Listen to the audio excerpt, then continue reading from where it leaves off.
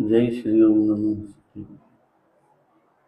मंगलम भगवान वीरो मंगलम गोत्मोग्रे मंगलम कुंद कुंदाध्यो जैन धर्मस्तु मंगलम सर्वमंगल मांगल्यम सर्व कल्याणकारि दानम सर्वधर्माणां जैनम जयतु शास्त्रम मंगलमय मंगल करण वीतराग विज्ञान नमो ताय याते भय अरिहंतादि करिमंगल करियो महाग्रंथ करण के खाय याते मिलय समाज सब पावे प्रशांत मद गंभीरम विश्वविद्याकुलम भव्य के शरणम दिय श्रीमद सर्व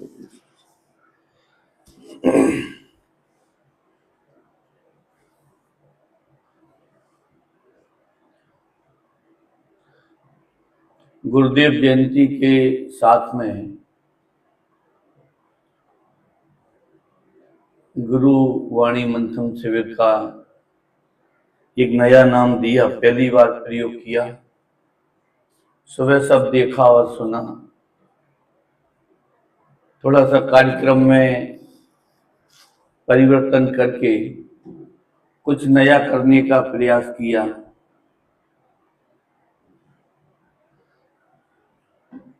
ये तो बहुत अच्छा है, परंतु जब अपन ये देखते हैं कि सभी लोग 60-65 के ऊपर के बैठे हैं, प्रयास तो आने वाली पीढ़ी कैसे आए इसके ऊपर ज्यादा चिंतन होना चाहिए। गुरुदेव की वाणी जन जन तक पहुंचे, परंतु वो तो वहीं तक, उतने लोगों तक ही तो सीमित है। जब तक अपन थोड़ा सा नया वर्ग, नए युवाओं को नहीं जोड़ेंगे तो फिर ये आगे कैसे बढ़ेगी। सबके परिवारों में सब कोई है, परंतु यहाँ पर तो कोई नहीं है ना। अब कोई दुकान पर है, कोई ऑफिस में है। अब हम तो ये भी नहीं कह सकते भाई तुम इनकी दुकान छुड़वा दो 5 दिन के लिए, ये इनको ऑफिस से छुट्टी दिलवा दो। उनके अंदर रुचि कैसे पहुंचे, तब तो ये परंपरा अच्छी है। और नहीं तो अपन नहीं भी ये सब रखते और जो रूटीन में व्याख्यान माला चलती है यूं ही चलती रहती। तो इसके ऊपर भी अपन थोड़ा सा सोचें। सभी लोग बैठे इसलिए अपनी ये बात अभी देखा चारों तरफ, इसलिए विचार आया कि नए लोगों को अधिक से अधिक अपन कैसे जोड़े, मतलब इसके लिए अपन क्या प्रयास कर सकते हैं। आखिर देखो, दुकान है, छुट्टियां हैं, ऑफिस है, सभी लेते हैं। कोई घूमने के लिए, कोई किसी के लिए। अपन अपने घरों में इसलिए प्रेरित करें कि तुम 5 दिन की छुट्टी इसके लिए बचा के रखो।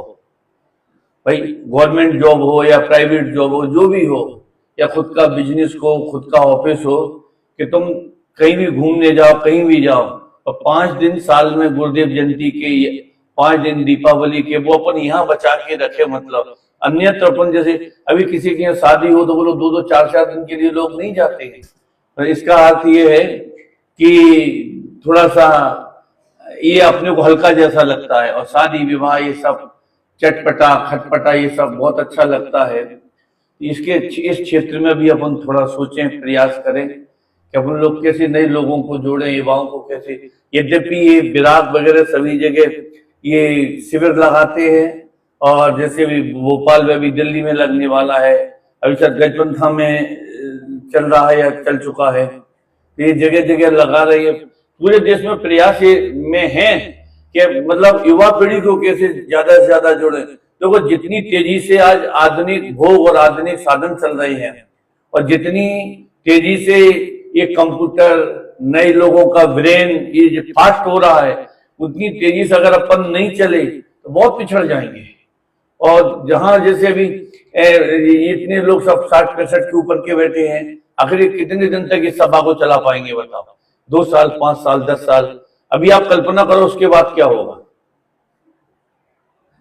मतलब यहाँ सुनाने वाले आप पूरी सभा में सबसे छोटे हैं, 20 साल के, 22 साल के, 25 साल के। इन सब में मैं बड़ा हूं, मैं कहता हूँ 50-55 साल का, और बाकी के सब क्या है। तो इस दिशा में भी अगर अपन सोचें बहुत अच्छी बात है। ये दोपहर के सत्र में मोक्ष मार्ग प्रकाशक नामक ग्रंथ है, पंडित टोडरमल जी साहब द्वारा विरचित है। ग्रंथ और ग्रंथकार के परिचय के बारे में तो कुछ कहने की आवश्यकता ही नहीं। सुप्रसिद्ध ग्रंथ और सुप्रसिद्ध इसके ग्रंथकार पंडित टोडरमल जी साहब। सातवां अधिकार है और सातवां अधिकार पूरा सम्यक दर्शन, सम्यक ज्ञान और सम्यक चारित्र इनके अन्यथा स्वरूप के ऊपर लिखा गया है। क्योंकि पहले भी यहां हमने अनेकों बार इस बात का विश्लेषण किया था कि चौथे अधिकार में भी मिथ्या दर्शन, मिथ्या ज्ञान, मिथ्या चारित्र का वर्णन है और सातवें में भी सम्यक दर्शन, ज्ञान, चारित्र के अन्यथा स्वरूप का वर्णन है। अगर एक दृष्टि से देखा जाए तो वहां भी मिथ्या दर्शन, ज्ञान, चारित्र और यहां भी मिथ्या दर्शन, ज्ञान, चारित्र है। दोनों में अंतर क्या है? जैसे दादा ने ये सिद्ध किया था, घटित किया था कि जो चौथा वाला है जीव, वो अग्रहित वाला है और सातवें अधिकार वाला है वो ग्रहित मिथ्या दृष्टि है।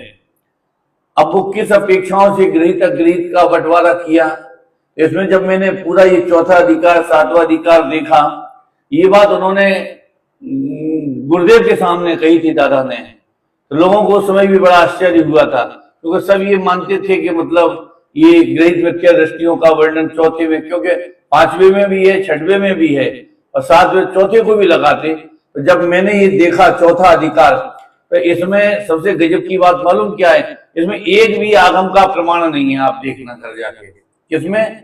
चौथे अधिकार में। और सातवें अधिकार में बिना प्रमाण के कोई बात नहीं की है।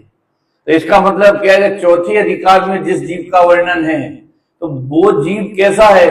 वो तुम्हारे जैन धर्म या अजैन धर्म कुछ नहीं जानता और उसकी मान्यता बिल्कुल जैसे अन्य मत वाले हों, स्वयं मत वाले हों, शरीर आत्मा को एक मानते हैं। तो एक मानते तो जीव के जैन मानते का अजैन मानते, दो ही मानते हैं।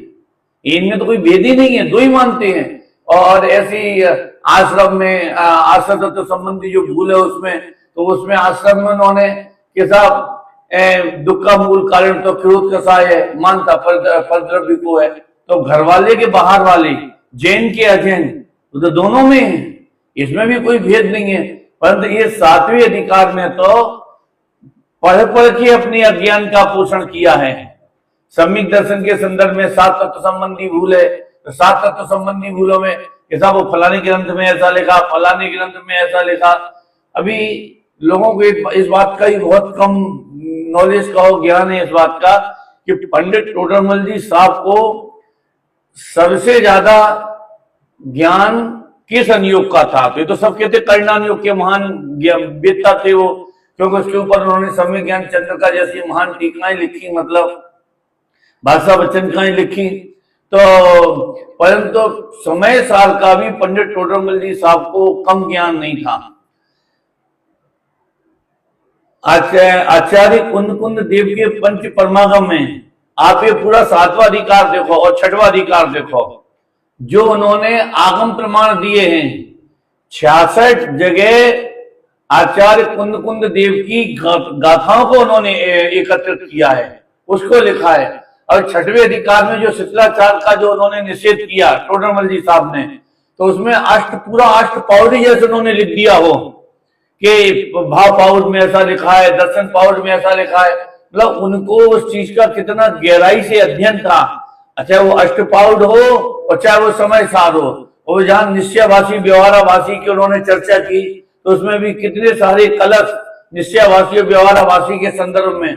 तो मतलब उन्हें जैसे कोई ये मोक्ष मार्ग प्रकाशक ग्रंथ लिख रहे हैं और उन्हें वो सारी की सारी बातें वो कंठस्थ हो, उनके ज्ञान में बिल्कुल स्थिर हो। टोडरमल जी साहब को भी पंच परमागम का कितनी गहराई से अध्ययन था, ये तो मोक्ष मार्ग प्रकाशक को देखने से अपने को पता चलता है। यहाँ जो ये बात तो अपन इसकी कर रहे थे चौथे अधिकार और सातवें अधिकार की, तो चौथे अधिकार में कोई आगम प्रमाण नहीं है और मिथ्या दर्शन, ज्ञान, चारित्र का वर्णन किया।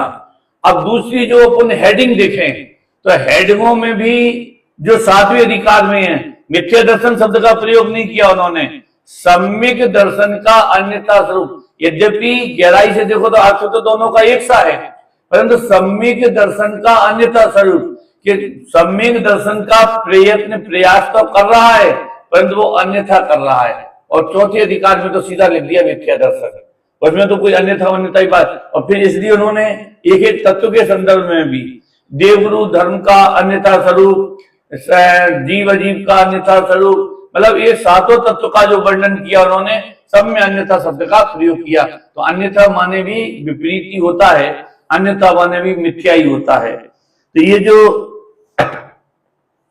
आश्रय तत्व संबंधी जो भूल है, ये इसका अन्यथा स्वरूप है। तो सबसे बड़ी इसकी एक जो जड़ है वो क्या है कि वह आश्रव में भेद डालना, बस। तो जो भेद डाला काय का, शुभ और अशुभ का, यही से खड़ा हो जाता है। अब जैसे हम अब समझाने के लिए बोलते भी हैं, और आज जगत में इस बात का प्रचार भी बहुत है, और आप लोग भी सब टीवी पे देखते हुए कितने सारे संतों का, विद्वानों का, इन सब कितना प्रचार और कितना आता है। अभी वो चाहे वो शांति धारा के माध्यम से आता हो, और चाहे वो तीर्थ यात्राओं के माध्यम से आता हो, तो अब वो मतलब इसके सबके पीछे एक कारण है, संसार है। ये तो कोई मानने को तैयार, दुखी तो सभी है। कोई शरीर से दुखी है, कोई पैसा नहीं है इसलिए दुखी है, कोई पड़ोसी के मारे दुखी है, कोई अपने बीवी बच्चों के मारे दुखी है, परेशान है, कोई रोगों के मारे दुखी है। अब इन सब प्रतिकूलताओं को दूर भी करना चाहता है। अब दूर करना चाहता है तो अब वो डॉक्टर दवाई से काम जब नहीं चल रहा तो फिर एक धर्म ही सहारा मिल जाता है। तो सबसे ज्यादा अगर हिंदुस्तान में कोई ठगाया जाता है तो वो धर्म के नाम पर ठगाया जाता है। केवल एक शब्द ही तो बोलना पड़ा था, क्या? ये जो कुंभ का मेला है वो 240 बरस के बाद आया। अभी देखो क्या हुआ था। ये डुबकी काय बात की लगाई गई थी, हमें ये तो बताओ, किस चीज की डुबकी थी? कितने मतलब सब तेरे ही रहे थे, कुछ के मर भी रहे थे। दिल्ली के स्टेशन पे कितना भगदड़ हुआ, ये सब मतलब कहने, मतलब सब धर्म के नाम पर आप विचार तो करो क्या नहीं हो सकता, और सबको बस शरीर में रोग मिट जाए और पैसा मिल जाए और कुछ नहीं चाहिए। अब उन्हें ये कौन बताए कि शरीर भिन्न है और पैसा उदय से मिलता है? ये इतनी सी बात समझ में नहीं आती है। और इस चक्कर में धर्म के, अब 11,000 रुपया दे दो तुम्हारे नाम की, वो पहले भी कहा था हमने तो कि हम अपने क्षेत्र में शांति धारा कर देंगे और तुम्हारे घर पे बैठ के तुम्हारा रोग ठीक हो जाएगा। ये धर्म भी हमारी समझ में नहीं आता है कि तुम 11,000 में हमारा घर बैठे रोग ठीक कर दोगे, 51,000 में कैंसर ठीक कर दोगे, अरे 10-5 लाख दे दो तो हमारा मरण भी मिट जाएगा। मतलब भाई जब तुम एक देखो, एक कर्म का उदय जब तुम बदल सकते हो तो दूसरा क्यों नहीं बदल सकते? हमें ये बताओ, समझ में आया? जब असाता कर्म का उदय तुम बदल सकते हो तो हमारा आयु क्रम भी तुम बढ़ा सकते हो, तो फिर हम 100 साल तक क्यों, 1000 साल तक क्यों नहीं जिए? हमें ये बताओ। तो ये इतनी मोटी मोटी बात जगत की समझ में नहीं आती है कि हम छोटा सा एक अगर साता का उदय का अगर हम परिणमन कर सकते हैं तो हम दूसरे कर्म के उदय का भी तो परिणमन कर सकते हैं। फिर लोग 80 साल पे क्यों मर रहे हैं? फिर 180 साल पे तक क्यों नहीं चल रही है? उसमें थोड़ी और बढ़ा दे, पैसा और दे दे, दान चंदा और दे दे। नहीं साहब वो नहीं बढ़ सकता। जब आयु क्रम नहीं बढ़ सकता है तो तेरे असाता का साता में भी नहीं बदल सकता है, तुम चाहे कितने शुभ क्रियाएं, क्योंकि ये तो कुंद कुंद भगवान की वाणी है। अमृत चंद्र की सर्वम सदैव नियतम भवती स्वकीय कर्मो दयात मरण जीवित दुख सौख्यम। जब हम अपने उदय के अनुसार ही सुख दुख जीवन मरण चलेगा तो फिर तुम्हारी धाराएं क्या काम करेंगी? ये बताओ, नहीं ख्याल में आता है। और अपने को भी लगता है कि थोड़ा पापाचरण से, पाप के कार्यों से या पाप के परिणामों से थोड़ी सी विरक्ति होती है, या थोड़ा सा वहां से हटते हैं और शुभ कार्यों में और शुभ भावों में अगर अपन प्रवर्तमान होते हैं तो अपने को भी अच्छा लगता है। जो अच्छा लगता है उसका इस प्रकरण में निषेध किया है टोडरमल जी साहब ने। देखो आश्रय तत्व संबंधी अन्यथा स्वरूप है, इसका अपन शुरू की 2-3 लाइनें पढ़ते हैं, पहले वांचन करते इसका। तथा आश्रव तत्व में जो हिंसा आदि रूप पाप आश्रव हैं उन्हें हेय जानता है, और अहिंसा आदि रूप पुण्य आश्रव हैं उन्हें उपादेय मानता है। परंतु यह तो दोनों ही कर्म बंध के कारण है। अभी एक जगह ऐसा भी जब सुना कि वो आचार्य कुंद देव की जो गाथा थी कि वो लोहे की बेड़ी भी बांधती है, सोने की बेड़ी भी बांधती है, तो एक महात्मा ऐसे बोले बात तो सच्ची है, बंधन तो ऐसे। फिर बाद में क्या धुनाई की उस गाथा की, पुण्य पाप अधिकार की गाथा की, सुन के दंग रह गए। उन्होंने कहा जरा बाजार में जाके तो देखो, लोहे का और सोने का एक ही भाव हो जाएगा क्या? लोहे का और सोने का एक भाव हो जाएगा? ठीक है बंधन है, वो होगा, बाद में देखेंगे, पहले तो ये बताओ लोहा और सोना ये कैसे हो सकता है? और अभी तो सोने का भाव बहुत बढ़ रहा है। ये कोई बता रहा था 10,000, कोई 1,00,000 रुपए तक पहुंच गया अभी तो, और लोहे का भाव गिर रहा है, सोने का भाव बढ़ रहा है, और तुम कह रहे हो 2 ही 1 से 2 ही 1 से 2 ही 1 से कैसे हो जाएंगे? अभी हमें ये बताओ तो कुंद की गाथा के ऊपर बोल रहे थे कि मलिया ऐड कर रहे थे उस गाथा की। मतलब ये क्या है? अभी ये सब चल रहा है, मैं तो खुल के कह दूं, अभी नाम भी बता दूं, सब बता दूं। ये अवर्णवाद है, ये देवगुरु धर्म का ये अवर्णवाद है। ये और मालूम ये कैसा अवर्णवाद है? अजमाने बकरा के अजमाने चावल, ये बताओ। अब मैं क्या कहना चाहता हूं, ख्याल में आया? वो पर्वत का और नारद का वो आता है ना, और राजा वसु का बच झूठ सीटी नरक पहुंचा स्वर्ग में नारद गया, तो वो अजमाने चावल कि अजमाने बकरा? तो ऐसा तो नहीं हो रहा कि वो हवन में चावल की जगह बकरी की मतलब हवन किया जा रहा हो? ये ऐसा अवर्णवाद है। आगम के संदर्भ में कितना संभलकर और कितना संतुलित होकर कहना चाहिए। हमारा एक शब्द और उसकी जो परंपरा हमने देखे हैं मंदिरों में, अपने यहाँ हमने देखे हैं कि एक नवीन परंपरा चलाने में अंश मात्र की भी देर नहीं लगती है। क्या कहा? और परंपरा मिटाने में सदियों निकल जाती है। हम जिस मंदिर में आज से 40 साल पहले, हमारा पूरा भिंड में पहले कोई ऐसा मुमुक्षु नॉन मुमुक्षु ऐसा कोई भेद नहीं था, जबकि हमारे यहाँ 42 मंदिर हैं भिंड में और 50,000 की जैन समाज है।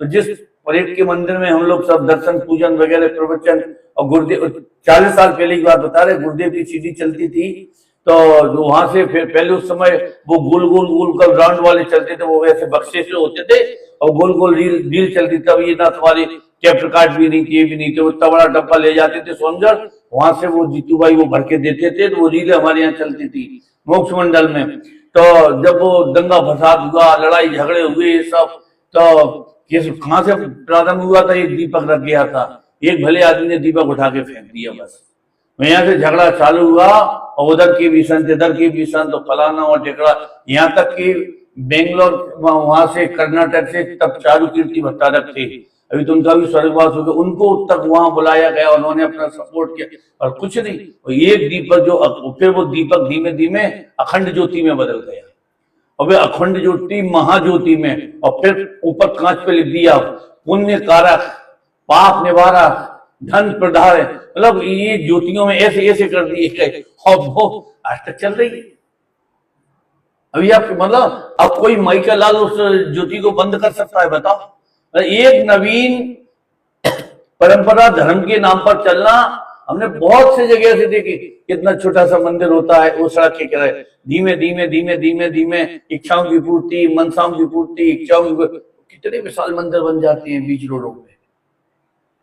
परंपरा एक चलाना बहुत आसान है, और एक गलत मान्यता को, अरे हम जगत की क्यों कहें? आज ये सच्ची बात अपने को मिल गई है, और अपनी अनादि की मान्यता तोड़ने में बोलो पसीना छूटते हैं कि नहीं हमारे?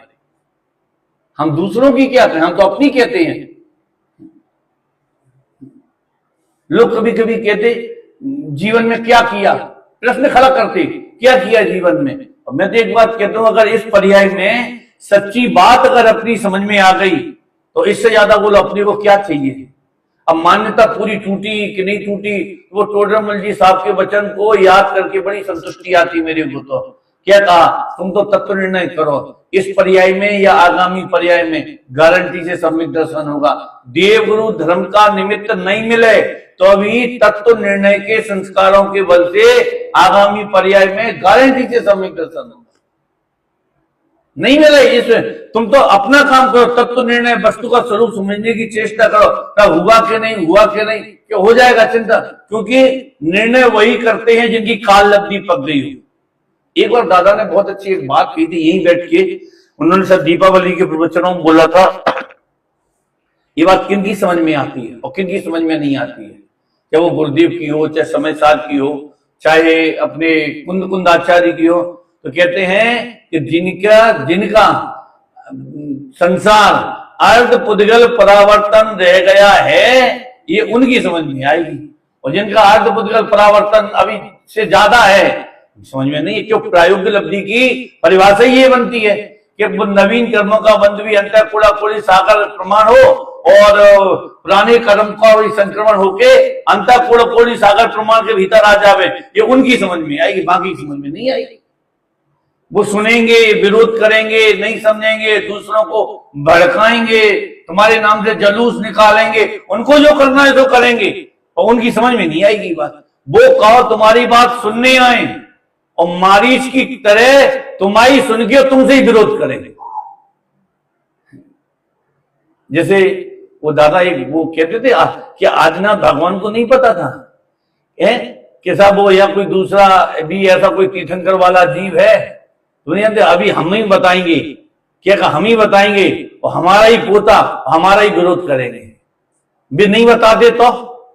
अच्छा जी बताओ, केवल ज्ञान में सुविधा है बताने नहीं बताने की, मतलब देखो अपने को कोई बात नहीं बतानी हो तो चुप हो जाएंगे, नहीं बताएंगे, घुमा देंगे, घुमाना समझते हो, वो ब्रेन डाइवर्ट कर देंगे, भाषा बदल देंगे, क्या कहा, या ये कह देंगे चलो फिर देखेंगे, और केवली से पूछो, केवली कह दे नहीं फिर बताएंगे, बाद में बताएंगे। मतलब केवल ज्ञान होने के बाद तो भाई ये सुविधा भी खत्म हो जाती है। बलभद्र ने पूछा ना कि आपका मोक्ष हो जाएगा, इस द्वारिका का क्या होगा, नहीं बताते थे मीना, क्या फर्क पड़ता था, 12 वर्ष के बाद जल जाएगी। मतलब बहुत सारी चीजें केवल ज्ञान होने के बाद परिवर्तन नहीं हो सकती। अपन लोग तो कर देते ना, कोई अच्छी बात नहीं हो या तुमको कसाई आती हो या तुम्हें कुछ होता हो तो नहीं, हम नहीं बताएं। तो यहाँ पर दो कहां से कहां पहुंच गए अपन तो यहाँ जो क्या कहते हैं कि आश्रम में जो हिंसा आदि रूप पापाश्रम है उन्हें हे जानता है। अब देखो ये जो 5 पाप, हिंसा, झूठ, चोरी, कुशील, परिग्रह, ये तो अपन लोग नहीं, मुमुक्षु नहीं, नॉन मुमुक्षु नहीं, अजैन लोग भी, बोला इन 5 पापों में ये अच्छा कौन जानता है, हिंसा, झूठ, चोरी, कुशील, परिग्रह, इसे तो सभी बुरा कहते हैं, सभी लोग बुरा कहते हैं। अब जो पुण्य आश्रम के जो कारण है, दया, दान, भक्ति, स्वाध्याय के विकल्प, तीर्थ वंदना के विकल्प, तीर्थ वंदना और व्रत आदि, दान आदि, अब इन्हें कोई जगत में बुरा कहता है। एक अध्यात्म को और वेद विज्ञान को थोड़ा सा आप गौण कर दो और फिर इसे दुनिया में कोई बुरा कह के बता दे तो हम जाने, और इसे ये भी ये है संसार का कारण है, ये भी बंध का कारण है, ये भी आज हम तो ये कहते देश में कितने मंचों से ये बात बोली जाती है, आप ये विचार करो। बड़े बड़े संतों के कितने प्रश्नोत्तर चलते हैं टीवियों पे, ये बातें कभी सुनने के लिए नहीं मिलती, कभी सुनने को। सम्यक दर्शन क्या, किस चिड़िया का नाम है, इस पर्याय में सम्यक दर्शन करना कितना आज हमारे लिए आवश्यक है, जरूरी है, ये कहीं सुनने को, ये अब इसलिए हमने ये बात कही नहीं, अपन युवा पीढ़ी को थोड़ा आगे लाएं, थोड़ा जोड़ें, उनको ये समझाएं। क्या समझाएं, ये चिंता नहीं करो, छोड़ के सबको जाना है, सबको जाना है। 50 करोड़ छोड़ जाओ, 40 करोड़ छोड़ जाओ, 4 करोड़ छोड़ जाओ, क्या फर्क पड़ता है। ये भी परम सत्य है कि जो तुम छोड़ के जाओगे वो अनंत काल तक तुम कभी लौट के देखने नहीं आओगे। और सारे जीवन तुम जो भोजन करते हो, खाते हो, भोगते हो, इसकी तुम्हारे जीवन में कभी कमी नहीं आएगी। अब किसके लिए करते हो, हमें इस सवाल का जवाब दे दो।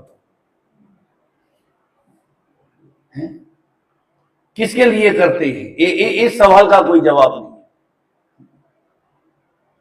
50 लाख वाला भी दुखी है, 50 करोड़ करोड़ वाला भी दुखी है, 500 करोड़ वाला भी दुखी है। तो क्या कहें, किससे कहें?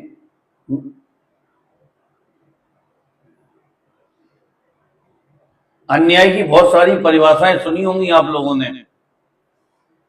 आवश्यकता से अधिक कमाना ये भी तो अन्याय है। इसके बारे में कभी सोचा? क्या कहा? जैसे 5 अवक्ष होते ना, उसमें एक अनिष्ट अवक्ष है जो अपने स्वास्थ्य के लिए हानिकारक हो।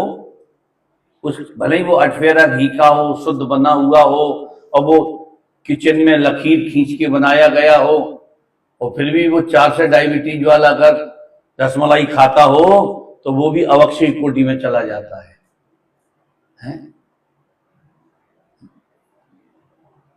ब्लड प्रेशर वाला जबरदस्ती नमक डाल के खाता हो तो वो 48 अंतर्मुहूर्त के पहले का वो सूद का जो नमक है वो भी अवक्ष है उसके लिए। तो आवश्यकता से अधिक कमाना ये अवक्ष नहीं है, ये अन्याय नहीं है? बताओ कि साहब हम किसके ऊपर अन्याय कर रहे, हम तो नीति न्याय से कमा रहे। अरे दूसरों की नहीं कह रहे, भले आदमी है, हम तुम्हारी कमाई लिया कह रहे ये बात। तुम इसकी जरूरत है, कहाँ है जरूरत? और फिर भी लगे इसीलिए समय नहीं मिलता, इसके बारे में अपन सोच नहीं पाते, विचार कर नहीं पाते। आप कल्पना करके तो देखो, जो अभी जो बात कही ना कि अनंत काल तक लौट के देखने के लिए आए, ये मनुष्य भक्त की भी कीमत दिखती नहीं है अपने को। सच कहते हैं, एक एक मनुष्य भक्त का क्षण जो हम कहते चक्रवर्तियों की संपत्ति से भी अधिक कीमती है, अधिक कीमती है। जिन लोगों ने कभी तत्व नहीं सुना और 50 साल की उम्र में डॉक्टर कह दे अभी ये मर जाएगा, अभी ये चला जाएगा, और तत्व रत्ती भर उसके हाथ में नहीं होवे और अरबों की संपत्ति होवे उसके पास, अभी उससे पूछो, उससे कहो कि हम 10 करोड़ रुपया पर घंटे लेंगे तुम्हारा आयु बढ़ाने के लिए, बोलो वो तैयार होगा कि नहीं होगा? 1 मिनट में तैयार हो जाएगा। तो उस समय नहीं लगता अपने को कि इसकी कितनी कीमत है, अपने को ये मनुष्य जन्म की कितनी कीमत है। आज उदय से जो सुलभ हुआ है, मैं तो कहता हूं उसका पूरा डट के लाभ लेना चाहिए। आज अपने को कोई टेंशन नहीं है, कोई चिंता नहीं है, कोई फिक्र नहीं, शरीर भी आज स्वस्थ है। अरे आज इंद्रियों की जो दुर्दशा अपन ने कर रखी है ना, कि ये खा लो, ये देख लो, ये सुन लो, इसकी निंदा कर दो, उसकी प्रशंसा कर दो। जो 5 इंद्रियों पर में जिसके पास एक इंद्री नहीं है, जो जन्म से गूंगा है या जो जन्म से अंधा है, उससे पूछो आंखों की कीमत क्या है। आज तुम जो 4 घंटे जो इंटरनेट चलाते हो, फलाना चलाते हो, ये आंखों का दुरुपयोग करते, ज्ञान की जो बर्बादी करते हो। अरे तुम जरा कल्पना करके तो देखो, जिनको आंखें नहीं मिली जन्म से, कभी कभी ऐसे दृश्य देखने को मिलते, देख के बड़े विचित्र लगते। और 2 बच्चे होते छोटे छोटे, और दोनों के सिर जुड़े हुए होते हैं। देखिए आप लोगों ने कितना सारा वो सब दिखाते हैं। और देखिए कभी कभी सच में तो अपनी कहूं आंखों में आंसू है। देखो इसके ये शरीर एक है, एक शरीर है, तो इसमें आत्माएं 2 है। अभी एक हंसना चाहता है जीव और एक रोना चाहता है। 15 साल की बच्चियां हैं, 15 साल के बच्चे हैं, तो एक हंसना चाहता है, एक रोना चाहता है। बताओ, दोनों के सिर अलग अलग हैं और यह सिर एक ही है, बाकी का दर्द दोनों के अलग अलग है। कौन से कर्म का उदय है, कौन सा कर्म बांधा होगा उन्होंने? कभी कल्पना की? देख के अपने को तो लगता है देखो देखो तुम्हें आज नई चीज दिखाएं, मजाक करता है वो बच्चों से कहते हो नई चीज देखो, ये नई चीज है। इस जीव के बेचारे का कैसे पाप कर्म का उदय चल रहा है, ये तुमको होश है? आज तुम्हारे साथ में अगर ये सब होता तो आप कल्पना कर सकते हो? ये किधर जाना चाहता है, ये किधर जाना चाहता है, दोनों की इच्छाएं जुदी जुदी हैं और शरीर एक ही। बोलो किधर जाए वो जी?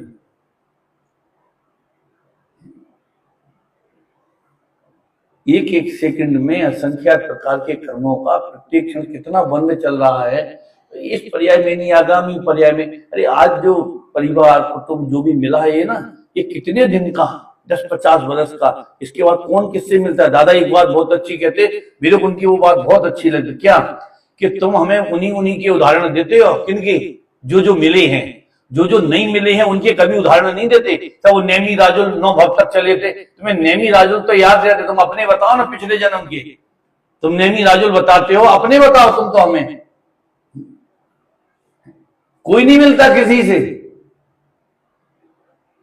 एक निगोज चला गया, एक सिद्धालय में चला गया, बोलो वो जीव कब मिलेंगे आपस में?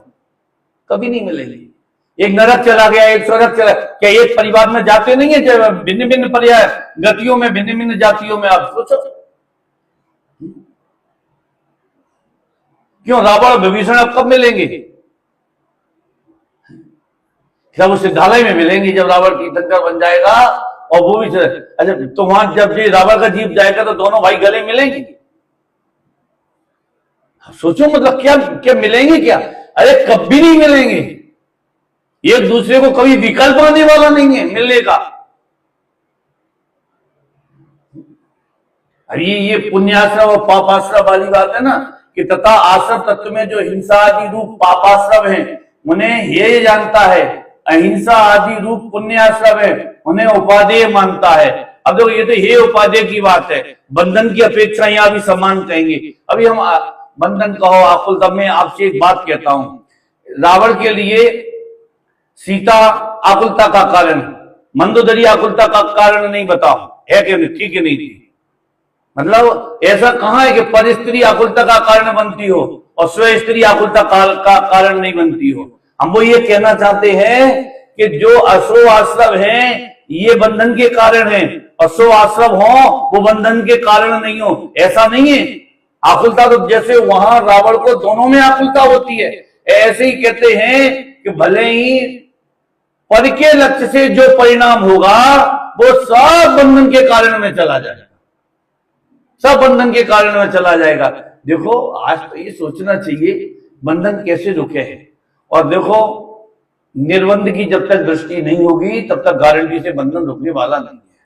आप कुछ भी कर लो, कितने भी प्रयास कर लो, कुछ भी जो आपको करना हो, जब तक निर्बंध की दृष्टि नहीं होगी, इस पूरे प्रकरण में एक ही बात वो समझाएंगे कि शुभाश्रव और अशुभाश्रव इनमें अच्छे बुरे की जो मान्यता है यही आश्रव तत्व संबंधी भूल है।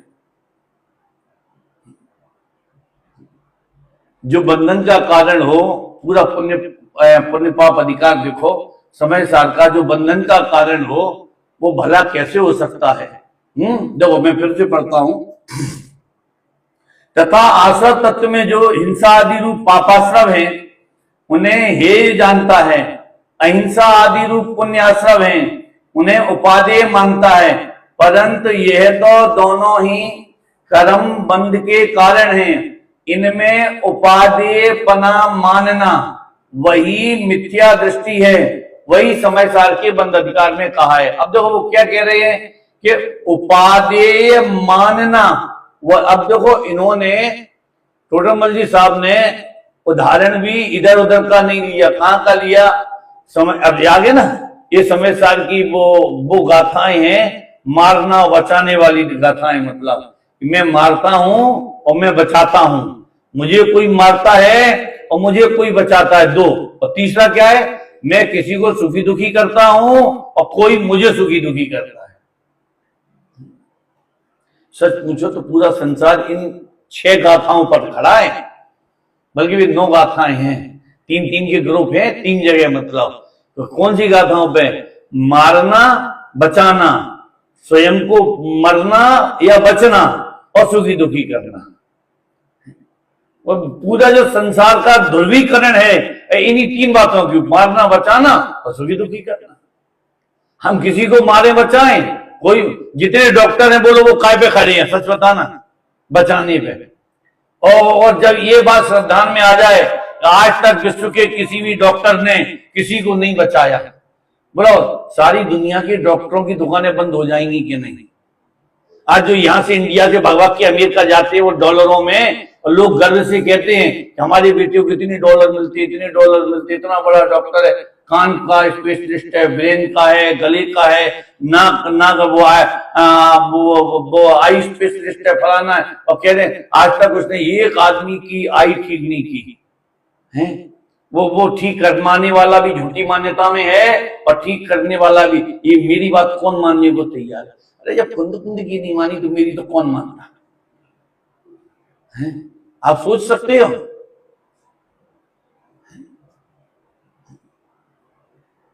आज मतलब वो ऐसी बात हो गई जैसे वो वैष्णव संप्रदाय में ऐसा आता है ना, ये संसार किस पे टिका है, किस पे टिका है कि शेषनाग पे।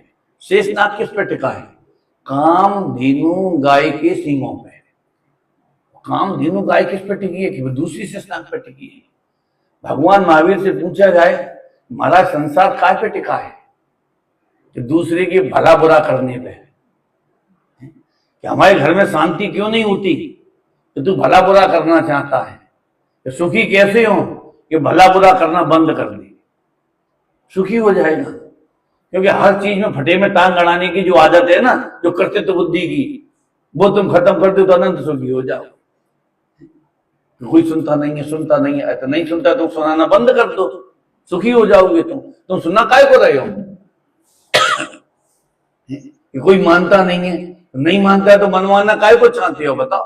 जैसे वो आता वो लंदन की एक वो आर्टिकल एक आया था, वो स्टेटमेंट, तो एक पत्रकार, वो एक जर्नलिस्ट ने, एक पत्रकार ने एक 80 साल के बुजुर्ग से पूछा आप इस उम्र में भी इतने प्रसन्न कैसे रहते हो? तो उसने एक ही जवाब दिया, मैंने आज तक अपने जीवन में कभी किसी को कोई सलाह नहीं दी। साहब किसी ने मांगी तो सलाह दी, और मुड़ के कभी ये नहीं देखा तो उसने मेरी मानी कि नहीं मानी, मैं इसलिए सुखी हूं। अब सोचो, वो बच्चे सलाह मांगे, क्या कहा? पहले तो सच कहूं इतनी तीव्र कसाई है लोगों के अंदर, पहले तो सच कहता हूं सलाह देना ही नहीं चाहिए, कभी नहीं देना। परंतु लोग ऐसे हैं कि कोई नहीं पूछे मना करे तो भी जबरदस्ती देने पहुंच जाते हैं, जो और भी ज्यादा खतरनाक बात है। किसी की शादी हो तो अपनी तरफ से ही कौन सा होटल किया है, कौन सा रिसोर्ट किया है, कितना है, अरे तुम वहां क्यों चले गए, तुम वो वाला कर लेते, वहां सुविधाएं बहुत अच्छी, तुमसे पूछा किसी ने क्यों सुविधाएं बहुत अच्छी? अब हो सके तो भाई साहब हमें तुम्हारी सलाह की जरूरत नहीं है, जिंदगी भर के लिए रिश्तेदारी टूट जाएगी अगर आप इतना बोल दोगे तो। कि कैसे नालायक है, एक से एक तो फोकट की सलाह दे रहा है बिना पैसा लिए। मतलब दुख का कारण कौन है बताओ, कौन है दुख का कारण? विभीषण भी तो पहुंच गया था फ्री की सलाह देने के लिए कि सीता को वापस कर दो, तो लात पड़ी सो राम के पास पहुंच गए। आप समझे ना, ये फ्री की सलाह वाले ऐसे होते हैं कि भाई तो वो समझाना तो चाहिए, क्या समझाओ? ये बताओ, जिसे न्याय अन्याय जिसकी समझ में नहीं आता हो, सच कहता हूं ध्यान रखना, जिसकी समझ में न्याय अन्याय नहीं आता हो उसकी समझ में कुछ नहीं आता। तुम समय साथ लेके पहुंच जाओगे तब भी नहीं समझागा, क्योंकि मोटी मोटी न्याय अन्याय की बातें जिसकी समझ में नहीं आती है उसे आप क्या समझाओगे, क्या समझाना चाहोगे? तो यहाँ क्या कहते देखो, तथा आश्रव तत्व में हिंसादिक पापाश्रव है, उन्हें हे जानता है, अहिंसादि रूप पुण्याश्रव है, उन्हें उपादेय मानता है। परंतु ये तो दोनों ही कर्म बंध के कारण है। उपादेय पना मानना वही मिथ्या दृष्टि है, वही समय सार के बंध अधिकार में कहा। क्या कहा है? सर्व जीवों के जीवन मरण सुख दुख अपने कर्म के निमित्त से होते हैं। अब यहां देखो इन्होंने निमित्त शब्द का प्रयोग और किया। निमित्त के माने कि तुम निमित्तों को बाह्य में नहीं खोजो। देखो निमित्त दो प्रकार के, एक अंतरंग निमित्त और एक बहिरंग निमित्त। दोनों का स्वरूप तो पता होगा। बहिरंग निमित्त में छेड़छाड़ करोगे समझना तो तुम्हारा व्यवहार बिगड़ेगा, और अंतरंग निमित्त में छेड़छाड़ करोगे तो तुम्हारा परमार्थ बिगड़ेगा। समझ में आया क्या कहा? व्यवहार निमित्त में छेड़छाड़ करोगे तो तुम्हारा व्यवहार क्यों? वो सामने वाला मानेगा नहीं, तुम जबरदस्ती मनवाओगे, या वो तुमसे कहेगा तुम नहीं मानोगे, तो वो जो बहिरंग है तो तुम्हारा पूरा व्यवहार झगड़ा होने लगेगा, लोग गाली गलौज पे उतर के आ जाएंगे। व्यवहार बहिरंग निमित्त की यथार्थ श्रद्धा नहीं होगी तो तुम्हारा पूरा व्यवहार खत्म हो जाएगा, और अंतरंग निमित्त को नहीं मानोगे तो तुम्हारा परमार्थ खत्म हो जाएगा। परमार्थ कैसे खत्म हो जाएगा? जैसे टूडरमल जी साहब ने 9वें अधिकार में लिखा, आप तो स्वयं मेहनत रहना चाहता है, अपना दोष आदि कर्मों को लगाता है, और तुमने अंतरंग निमित्त को नहीं माना ना कि साहब गुस्सा काय को कर रहे कि क्रोध नामक कर्म का उदय है इसलिए गुस्सा गुस्सा हम थोड़ी गुस्सा कर रहे। तो ऐसा थोड़ी होता है कि तुम मतलब आप तो स्वयं महान स्वच्छंद रहना चाहते हो, स्वतंत्र रहना चाहते हो, और सबरी गलती वो बेचारा बेचारा कर्म जड़ उसके मत्थे पे डाल रहे हो तुम हैं कि तुम आलू काय को खा रही हो कि हम क्या करें, आलू नामक कर्म का उदय चल रहा है इसलिए आलू खा रही है। ये कोई बात है तुम्हारी कि आलू काय को खा रहे हो? तो अंतरंग निमित्त को नहीं मानोगे, नहीं स्वीकार करोगे तो क्या होगा, पूरा परमार्थ बिगड़ जाएगा तुम्हारा। और फिर उसे, ये तो उन्होंने अनीति की परिभाषा लिखी है, तो मोक्ष मार्ग में ये अनीति तो संभव है नहीं है जो तुम कहना चाहते हो, जो तुम पकड़ना चाहते हो। तो यहां क्या कह रहे, देखो ये वही दो तीन बातें जो कही थी ना कि सर्व जीवों के जीवन मरण सुख दुख अपने कर्म के निमित्त से होते हैं, जहां अन्य जीव के इन कार्यों का कर्ता हो वही मिथ्या अध्यवसाय बंध का कारण है। अब इसमें देखो मारना ही नहीं, जीवन और मरण, इसमें बचाने की भी बात है, दूसरों को दुखी करने की नहीं, दूसरों को सुखी करने की भी बात है। हमने इतने लोगों को सुखी किया, हमने इतने लोगों को बचाया, हमने इतने जीवों का उद्धार किया। मतलब अब देखो जगत में उद्धार करने को कितना बड़ा धर्म बताया है कि बड़े बड़े आश्रम खुल जाते हैं, कॉलेज खुल जाते हैं, मेडिकल कॉलेज खुलते हैं, हॉस्पिटल खुलते हैं, जीव उद्धार के नाम से अपने यहाँ भी चलने लगे। अब ये सब जैनों में भी दया जीव उद्धार। अब ये कह रहे इनका कर्ता अपने को मानना है, ये मिथ्या अध्यवसाय है, ये अनंत संसार का कारण है। वहां अन्य जीवों को जलाने का अथवा सुखी करने का अध्यवसाय हो वह तो पुण्य बंध का कारण है, और मारने का अथवा दुखी करने का अध्यवसाय हो वह पाप बंध का कारण है। अब देखो भले ही पुण्य बंध का कारण है और मिथ्या अध्यवसाय है, तो पुण्य के साथ में पीछे मिथ्या अध्यवसाय चल रहा है ना, वो अनंत संसार का कारण भी तो साथ में चल रहा है, वो मिथ्या दर्शन साथ में। अब जैसे भले ही केसर वाला दूध हो, पीते समय थोड़ा सा अच्छा लगेगा, उसमें साइनाइड डला हो तो उसके पीछे तुम्हारी मौत का कारण भी तो चल रहा है कि नहीं चल रहा है, बताओ। ऐसे ही भले ही तुम यहां से स्वर्ग चले जाओगे। अब जैसे इनके भगवान महावीर स्वामी के में आता है ना कि उन्होंने आदिनाथ भगवान का विरोध किया, 363 मत चलाई, तो उन्होंने कोई उसमें कपड़े थोड़ी पहन लिए थे, कोई हिंसा आदि का काम। मालूम ये मारीच का जीव देह छोड़ के मालूम एकदम सीधा निगोद में थोड़ी गया था, अरे वो 5वें स्वर्ग में गया कि भगवान का विरोध किया फिर भी, अरे विरोध किया, जो मिथ्यात्व का प्रचार किया वो तो अनंत संसार का कारण। तो उस काल में भी जो स्वभाव चल रहे थे, कौन से, ये दया के, फलाने के, अपरिग्रह इत्यादि के जो सुपरिणाम चल रहे थे, उनसे उस स्वर्ग में चला गया। और जो अनंत संसार चला वो भगवान की वाणी का, वो तो बाद में आया। या यूं कह सकते हैं कि वो फिर मनुष्य बना, फिर स्वर्ग में चला गया, तीसरे में चला गया, और बाद में फिर कहीं जाके नंद गोद में गया। तो मतलब मिथ्यात्व भी चलता रहे, साथ में सुपरिणाम भी चलते रहे। अपने को क्या है, वो मिथ्यात्व वाला दोष दिखाई नहीं देता, और सुख परिणाम वाला जो दोष है वो अपने को दिखाई देता है। मतलब सुख परिणाम वाला जो क्या कहते हैं अच्छाई है, वो पूजा की, पाठ की, भक्ति की, विनय की, दान की, शील की, वो सब है। और फिर जगत में भी मतलब लोग अच्छा भी किसे मानते हैं, बताओ। अभी तो एक जगह मैंने बोला था ना, जो दिखता है वो बिकता है, जो बाहर में दिखाई देता है और उसकी जगत में पूजा होती है। जबलपुर पंचकल्याणक में एक बात कही थी, बस हो गया समय, 2 मिनट लेता हूं, कि देश में, पूरे देश में या विश्व में बोलो सबसे ज्यादा प्रतिमाएं भरत की हैं कि बाहुबली की हैं? सोचो आप, सबसे ज्यादा प्रतिमाएं किसकी हैं, भरत की कि बाहुबली की? और दोनों मोक्ष गई है, और दोनों आदिनाथ के पुत्र थे। क्यों बाहुबली की, क्यों, हमें ये बताओ। क्योंकि उनकी बेलें दिखाई दे रही थी और भरत मुनिराज के ऊपर कोई बेलें चढ़ी नहीं थी, तो किसकी प्रतिमाएं कितनी वो ज्यादा बिक रही थी बताओ। भरत की भरत को कोई याद ही नहीं करता, और जब भी याद करेंगे मालूम तो उस बेचारे को तो 6 गानियों के चक्कर में याद करना पड़ता है। वो चक्रवर्ती है इसलिए याद करना पड़ता। परंतु मैं एक बात ये कहता हूं कि भरत महाराज का वो तूफानी पुरुषार्थ तुमको दिखाई नहीं देता? ये कपड़े उतारे और सिद्धालय में चले गए, वो नहीं तुमको दिखता?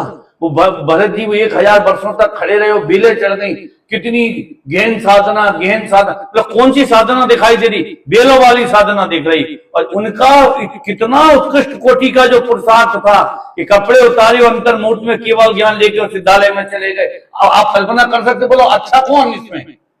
आज जगत में इसलिए हमने कहा था कौन जो दिखता है वो बिकता है। ये स्वभाव सबरे दिखाई देते हैं, इसलिए इनकी जगत में पूजा होती है। और वेद विज्ञानियों के तत्व निर्णय दिखाई नहीं देता, उन्हें कोई पूछने वाला नहीं है। ये और क्या रे कुछ नहीं, अकेले में बैठे कुछ सोच रहे होंगे, अकेले में कमरे में बैठे सोच रहे होंगे, ये ऐसा बोलते हैं। ये है जगत का स्वरूप, तो ये है। शेष चर्चा समझ किया।